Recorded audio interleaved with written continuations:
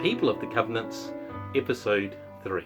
They are the Israelites, and to them belong the adoption, the glory, the covenants, the giving of the law, the worship, and the promises. Romans chapter 9, verse 4. Well, welcome back as we continue our series entitled The 8 Covenants of the Bible. My name is Nigel Christensen, and I serve with this ministry of Celebrate Messiah, New Zealand. So this time, I want to focus on the people with whom the covenants are being made. Because what we find when we start looking through these covenants is that while 3 of the covenants were made with humanity in general, 5 out of the 8 covenants were made specifically with Israel. And the important point to keep in mind is that only one of those fits into the category of a conditional covenant, that being the Mosaic covenant, whereas the other 4 covenants, Abrahamic, land, Davidic, and New Covenant, all fit into the unconditional category.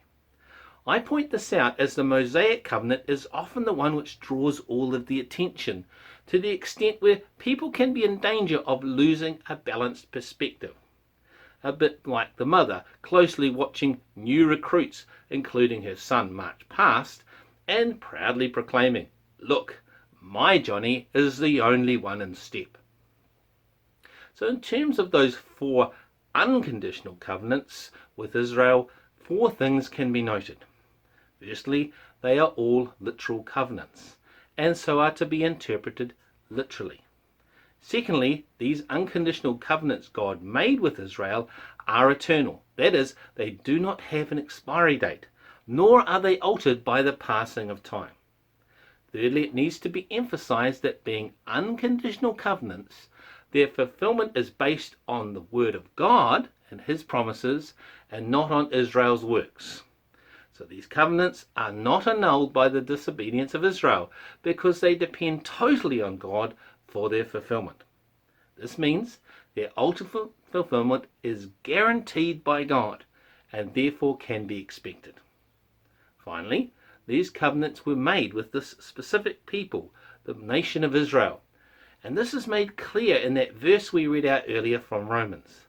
They are Israelites, and to them belong the adoption, the glory, the covenants, the giving of the law, the worship, and the promises.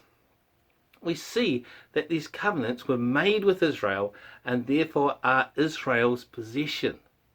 And this is also brought out in Ephesians 2, where Paul describes Gentiles as strangers to the covenants of promise.